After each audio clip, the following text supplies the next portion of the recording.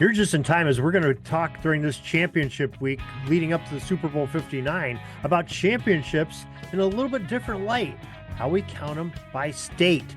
We have an infographic to show what we're talking about and which state has the most championships. We'll find out this information and more coming up in just a moment. This is the Pigskin Daily History Dispatch, a podcast that covers the anniversaries of American football events throughout history. Your host, Darren Hayes, is podcasting from America's North Shore to bring you the memories of the gridiron, one day at a time. Hello, my football friends. This is Darren Hayes of PigskinDispatch.com. Welcome once again to the Pig Pen, your portal to positive football history. And we have a really interesting show for you tonight. We're going to talk about an infographic that I put together. But I was just sitting around thinking about something as the upcoming Super Bowl 59 is coming up between the Kansas City Chiefs and the Philadelphia Eagles. Now, of course, everybody's talking about Patrick Mahomes and Andy Reid and Kelsey and the rest of the gang going for a three-peat, the first three-peat possible in the Super Bowl era. First time in 59 years is very possible. But I looked at it on the other side. I'm a Pennsylvanian, even though I'm in the opposite corner from where Philadelphia is. I started thinking about, boy, how would you rate by state? Which state has the most National Football League championships? It got me to thinking. I said, well, you know what? I'm going to pull some numbers together. And I came up, after I did that, I was kind of surprised by the results. I put together an infographic that we're sharing with you tonight. And I think you'll enjoy this a little bit. So I'm going to put it up right now. And if you look at it, we have, only so many states. Not all 50 states have football teams, and not all the states have won NFL championships. And we're going all the way back from 1920, when the NFL started as the APFA, going all the way to 2023. So 1920 and 1921 are APFA, American Professional Football Association. 1922 to 1932, it was the NFL, but there was no championship game. The National Football League went by whoever had the best record, and we've been talking about those championship games in our What If series. We're going to have another one later this week on the third season of the NFL, the first official one of the National Football League. And then 1933, 1965 was the NFL championship game, where the league in 1933 decided to split into two divisions, the Eastern and the Western. The two winners of those divisions would play for a championship game. So really not a postseason as we know it. That didn't come around until 1966 as the merger started between the fourth American Football League and the NFL. And it started with the World Championship of Football, which soon turned into Super Bowl I, Super Bowl II, and the rest is history. We're all the way to Super Bowl 59. So this actually is the longest period in championship series, is the Super Bowl era. So I counted all of those together. So we have 104 seasons right now before our Sunday game. That'll make the 105th. And if you look at it, in Wisconsin, the Green Bay Packers have 13 titles in the last 104 years. So Wisconsin is at the top of the pile, which I was a little bit surprised by. Illinois, with the Chicago Bears and the Chicago Cardinals, they have a total of 12 titles in that 104 years. Now, my state of Pennsylvania is what I was really looking for.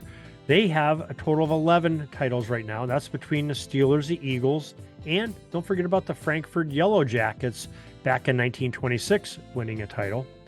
California is in fourth place with 10 titles, and that's between the San Francisco 49ers, the Oakland Raiders, and the Los Angeles Rams winning championships. Also, we have the Ohio. We have a lot of teams in there. They have 9 titles. Cleveland Browns, and we're only counting the Browns' NFL years, not their AFC American. I can't even say it. The AFC for whatever it was. I'm losing I have my brain fart right at the moment. But that league were there for 4 years, where they dominated, won all 4 championships. The Cleveland Rams won the championship in 1946. and 45. I'm sorry, 46.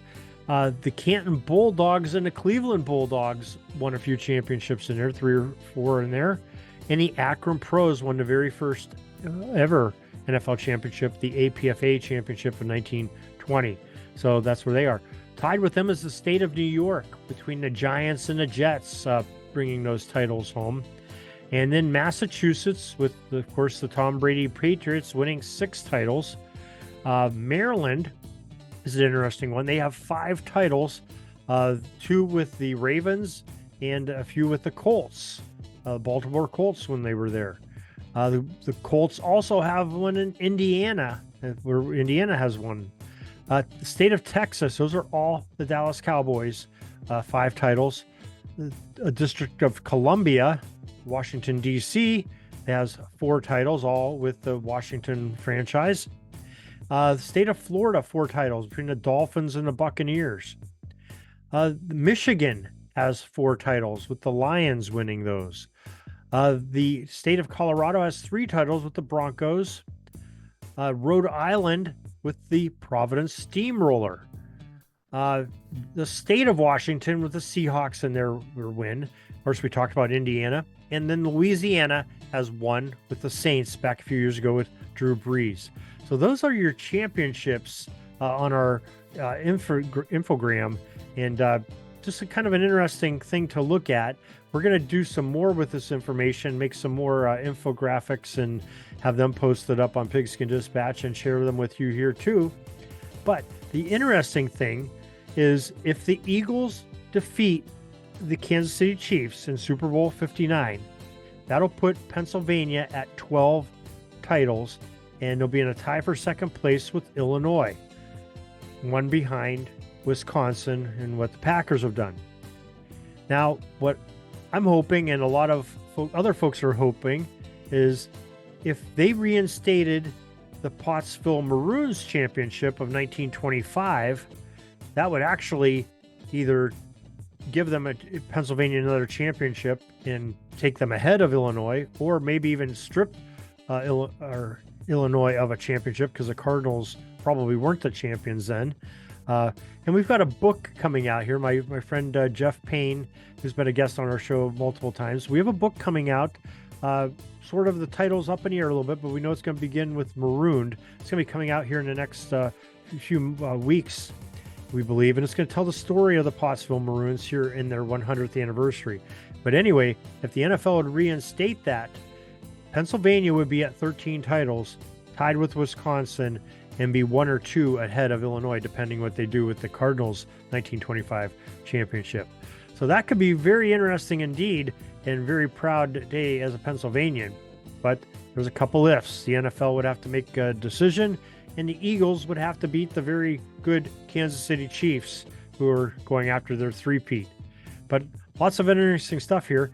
And don't forget, if Kansas City wins, Missouri will go from 5 titles to 6. And right now they're tied with Texas and Maryland. They would be tied with Massachusetts with 6 if Kansas City pulls off and does a three-peat.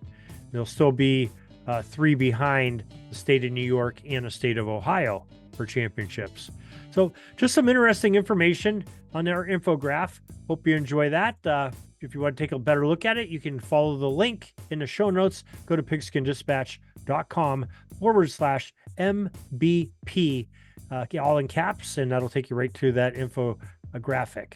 So that's what we have for you today. So some history could be made this week at the Super Bowl, and just looking at championships in a different light instead of cities, looking at it by state, and kind of cool to look at it that way too. So till next time, everybody, have a great gridiron day. That's all the football history we have today, folks. Join us back tomorrow for more of your football history. We invite you to check out our website, pigskindispatch.com, not only to see the daily football history, but to experience positive football with our many articles on the good people of the game, as well as our own football comic strip, Cleat Marks Comics. Pigskindispatch.com is also on social media outlets, Facebook, Twitter, Instagram, and don't forget the Pigskin Dispatch YouTube channel to get all of your positive football news and history. Special thanks to the talents of Mike and Jean Monroe, as well as Jason Neff for letting us use their music during our podcast. This podcast is part of the Sports History Network, your headquarters for the yesteryear of your favorite sport. You can learn more at sportshistorynetwork.com.